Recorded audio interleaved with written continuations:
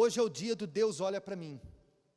Chamamos durante esta semana, nos meios de comunicação, aquelas pessoas que acham que Deus não olha para elas. E elas pensam isso porque elas oram e não vê resposta. Porque elas acreditam em Deus e não vê, aparentemente, nenhuma ação da parte de Deus de acordo com o que elas pedem. E não é só aqueles que acreditam em Deus, também os que não acreditam em Deus justificam que não acreditam por isso. Eles ligam a televisão, vê notícias de crianças inocentes morrendo, tragédias terríveis, ceifando milhares de pessoas ao mesmo tempo, e ela se pergunta, onde está Deus que não vê todas essas coisas? Se Deus existe, por que Ele não faz nada? Essa pergunta sempre existiu no meio do ser humano. Tanto é que aqui no capítulo 58 de Isaías, o povo de Jerusalém também, porque não tinham resposta nas suas orações, no versículo 3 eles disseram, por que jejuamos nós, e tu não atentas para isso? Por que afligimos as nossas almas, e tu não sabes? Assim eles também, da mesma maneira, se questionaram ou questionavam a Deus, dizendo, por que o Senhor não ouve as nossas orações? Por que nós jejuamos e não obtemos respostas? Aí Deus respondeu através do profeta Isaías, no capítulo 59, versículo 1. Ele diz assim, eis que a mão do Senhor não está encolhida para que não possa salvar, e nem agravado, ou seja, nem surdo o seu ouvido para não poder ouvir. Porque essa era a impressão que eles tinham, que a mão de Deus estava o quê? Encolhida, que o ouvido de Deus estava fechado para as suas orações. E Deus mandou o profeta dizer o seguinte, a minha mão não está o quê? Encolhida. Ora, se a mão não está encolhida, ela está o quê? Estendida. E ele insiste dizendo, o meu ouvido não está gravado, não está fechado, surdo, para não ouvir. Ou seja, se o ouvido não está fechado, ele está o quê? Aberto e atento ao que se fala para ele. Aí vem a pergunta, então, se a mão dele está estendida, se o ouvido dele está aberto, porque ele não ouve a minha oração? Porque a mão que está estendida não me ajuda. O que é que Deus fala no versículo 2? Mas as vossas iniquidades fazem separação entre vós e o vosso Deus, e os vossos pecados encobrem o seu rosto de vós, para que não vos ouça. Então Deus estava dizendo para aquelas pessoas o seguinte, a resposta não está acontecendo, não é pela falta do meu poder, e nem por falta da minha capacidade em responder, porque a minha mão está estendida, o meu ouvido está aberto, mas são os vossos pecados que me separam de vocês. São os vossos pecados que criam um obstáculo e que me impede que a minha mão que está estendida possa te salvar, e o meu ouvido que está aberto possa ouvir e te responder. Então, quando a gente olha para as coisas que acontecem no mundo, e as pessoas justificam que é a causa delas não acreditarem em Deus, essas tragédias todas, a gente olha para as pessoas que estão vivendo tudo isso, e o que nós vemos? Nós vemos ódio, nós vemos vingança, nós vemos idolatria, nós vemos tudo coisas que Deus, por sua vez, quer salvar, mas como Deus pode salvar se a pessoa escolhe fazer o que ela quer, se a pessoa escolhe agir do jeito que ela quer, se a pessoa, ela não se volta para quem? Para Deus. Não pode. Você que é pai, você que é mãe, por mais que você ame um filho seu, se ele não reconhece, se ele não te procura, se ele não buscar sua ajuda, e você, por mais que queira ajudar ele, e ele não aceite a sua ajuda, o que é que você pode fazer pelo seu filho? O fato de você ser pai ou mãe daquela pessoa, é o suficiente para você ajudar ele? Não. Você precisa que aquela pessoa reconheça que precisa da sua ajuda. E como que o ser humano reconhece que precisa de Deus? Quando ele se volta para Deus, quando ele se entrega para Deus, quando ele abre mão daquilo que separa ele de Deus, para viver uma vida em comunhão com Ele. E quando isso acontece, aí nada impede Deus de se manifestar. Você entende a diferença, sim ou não? Eu me lembro de uma história, você deve ter conhecido já, aquela história do barbeiro ateu. Ele era um barbeiro ateu, que não acreditava em Deus, e um dia, um jovem foi cortar cabelo com ele, era um recém-convertido, e ele disse assim, estava bem encantado com, você sabe, a pessoa recém-convertida, no primeiro amor, sai evangelizando todo mundo pela frente, começou a evangelizar o barbeiro, falando que Deus era bom, que Deus era maravilhoso, que Deus era grande, e o barbeiro vem com aquela história que todo ateu costuma falar. Se Deus existisse, por que há tanta fome? Por que há tantas guerras? Por que há tanto isso, há tanto aquilo? E o rapaz, que era recém-convertido, não soube responder absolutamente nada, ficou quieto, sem resposta alguma, apenas acreditando que, embora tudo isso acontecesse, Deus existe e era grande. Então, o barbeiro continuou o corte. Quando terminou o corte, aquele cliente, aquele jovem, saiu da porta da barbearia e lá na rua encontrou um morador de rua, com a barba enorme, o cabelo enorme, todo sujo, maltrapilho, e Deus falou com ele. Ele voltou correndo para dentro da barbearia e disse assim, Deus me deu a resposta para lhe dar. Chamou ele lá fora e disse assim para o barbeiro, eu não acredito em barbeiros. Barbeiros não existem. E o barbeiro disse assim, mas como não? Eu acabei de cortar o seu cabelo. Como que eu não existo? Eu estou aqui. E ele então apontou para aquele mendigo, aquele morador de rua, com o cabelo grande, com a barba enorme, e disse assim, se barbeiro existe, então por que a barba daquele homem está tão grande? Se você existe, por que o cabelo daquele homem está naquele tamanho? E o barbeiro, revoltado, disse, não, eu existo, eu estou aqui. Se ele vier até mim, eu vou cortar o cabelo e a barba dele. Mas se ele não quer vir até aqui, se ele não quer ter o trabalho de atravessar a rua e vir aqui me pedir ajuda, o que eu posso fazer? E o rapaz disse, está aí a resposta que eu tinha para te dar. Deus existe, mas as pessoas preferem viver longe dele, preferem viver no pecado, preferem fazer a sua vontade. E o que Deus pode fazer? Até o momento que essas pessoas reconhecem o estrago que estão fazendo em suas vidas, reconhecem a necessidade de buscar a Deus e vão até Ele, e aí Ele faz o trabalho dele. Percebe a diferença, sim ou não? Então, essa é a resposta para essas pessoas que justificam o fato de não acreditar em Deus e até dizer, Deus não está vendo. Ele está vendo. Mas para Ele estender, para Ele mudar aquela situação, é necessário que a pessoa afaste aquilo que separa Ele de Deus. E não é só aqueles que estão lá fora, mas também pessoas dentro da onde? Dentro da igreja.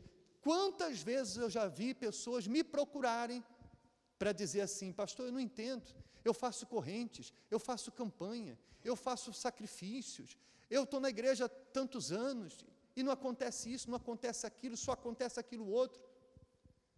Quando nós vamos apurar, a gente percebe que há ali algo por trás de tudo aquilo que está acontecendo. Porque mesmo dentro da igreja, há pessoas que ainda vivem no pecado. E o pecado não é só roubar, matar, se prostituir. Às vezes é um pensamento, às vezes é um maus olhos, às vezes é um orgulho, às vezes é algo que não é visível aos olhos humanos. Mas o Deus que vê todas as coisas e tem visto aquela iniquidade, aquele pecado, não pode transformar, não pode se manifestar, porque tem ali uma barreira. E se ao mesmo tempo esse pecado impede Deus de se manifestar, por outro lado, esse pecado é uma porta aberta para a ação do mal. Veja o que diz aí no livro de 1 João capítulo 5, no versículo 18. Sabemos que todo aquele que é nascido de Deus, ora, nem todos são nascidos de Deus, porque senão não haveria a necessidade do apóstolo João dizer que todo aquele que é nascido. Então, todo o que é nascido de Deus, aquele que se tornou uma nova criatura, aquele que não é aquele que mudou de religião, é aquele que mudou de caráter, de atitude, de pensamento, de sentimento, nasceu de Deus como uma nova criatura. O que acontece? Não peca. O nascido de Deus não peca. Eu sei que você deve estar pensando assim, mas todos nós não somos pecadores?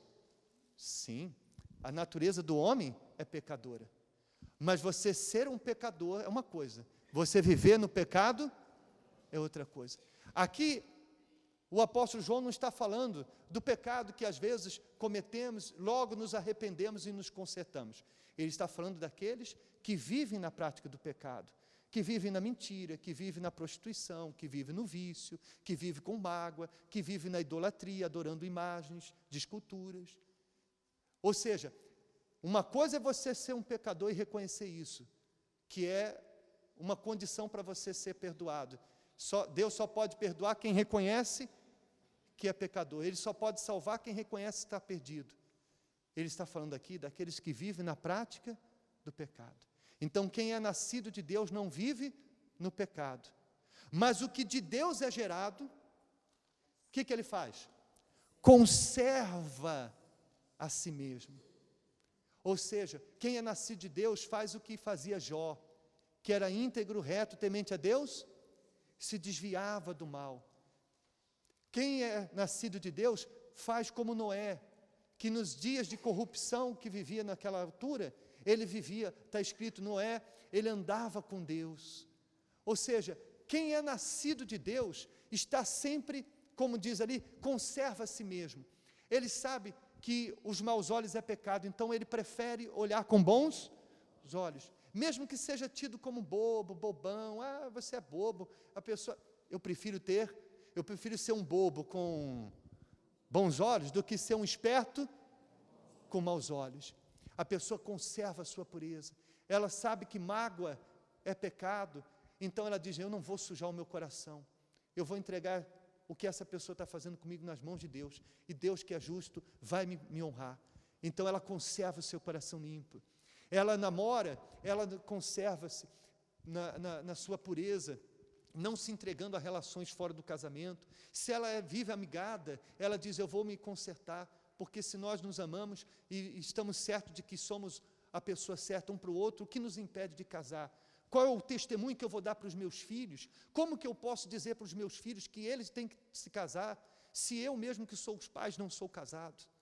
Como que eu posso dar exemplo para os meus filhos de que eles não têm que ter relações fora do casamento, se eu que sou a mãe e o pai, dou um péssimo exemplo para eles, estando eu na igreja? Então eu não vou viver na prática do quê? Do pecado, eu vou me consertar diante de Deus. Se a mentira é pecado, eu prefiro ser prejudicado por falar a verdade do que ser beneficiado com a mentira. Então a pessoa vivendo assim, ela está conservando a si mesma. E porque ela conserva a si mesma, o que acontece? O maligno não lhe toca. O maligno, ou seja, o diabo não toca. Por que não toca? Porque entre ela e Deus não há nenhuma separação. Não há o pecado que a separa de Deus. Ela está bem com Deus, ela está em comunhão com Deus, ela está conservando a si mesma, ela está vivendo em comunhão com Deus. Então, como o diabo pode tocar em alguém que está em comunhão com Deus? Impossível. Impossível. E às vezes, as poucas coisas que acontecem de maneira negativa na nossa vida, estando nós bem com Deus, é com a permissão dele, como aconteceu com Jó, e como aconteceu com Daniel, que foi lançado na cova dos leões, como aconteceu com Sadraque, Mesaque e Abidnego, lançado na fornalha de fogo ardente, como aconteceu com José, lançado na prisão, e eu ficaria aqui falando o dia inteiro. Mas em todos estes casos você vê que no final, Deus se manifestou, não deixando que o mal tocasse definitivamente na vida deles. Então as poucas lutas que nós passamos, quando estamos bem com Deus, são lutas que nos favorecem, são lutas que nos abençoam. Mas quando nós não estamos bem com Deus, não são lutas que vêm de Deus. Às vezes são mal que nós estamos permitindo que o diabo faça através do pecado. E aí, a culpa não é de Deus.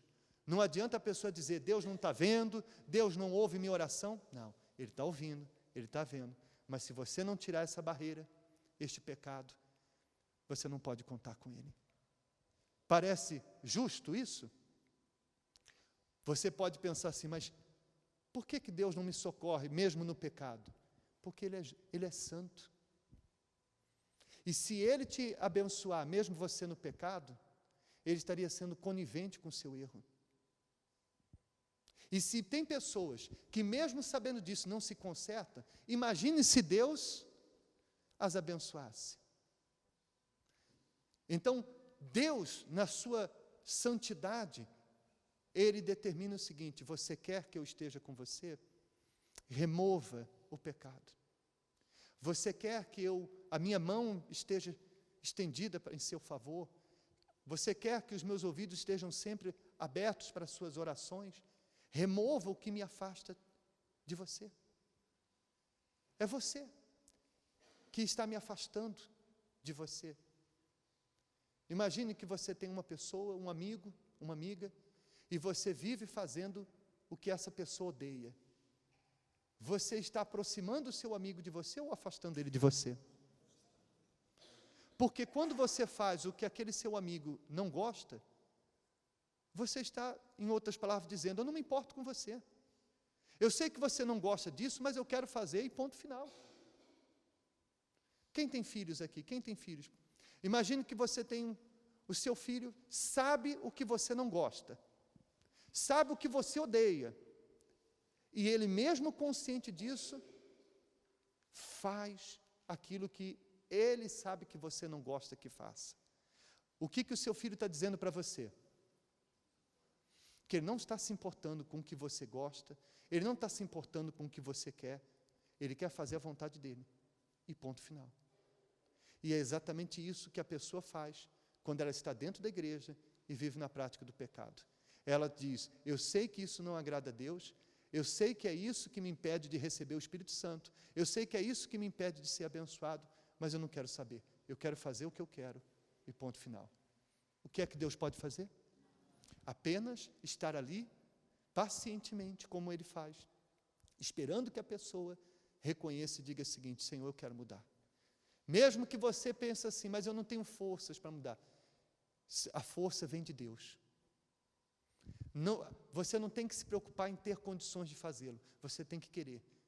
E Deus vai dar a condição para você fazer. Porque está escrito que é Ele quem coloca em nós o querer e o realizar. Então, quando você faz a sua parte dizendo o seguinte, eu vou me conservar, eu vou abandonar o pecado, eu vou viver na presença de Deus, eu vou me batizar, eu vou viver uma vida que agrade a Deus. Ele vem em seu favor, Ele te capacita, Ele te fortalece, Ele te transforma, Ele trabalha em conjunto com você. Mas quem decide somos cada um de nós. Amém? Fiquem de pé, por favor.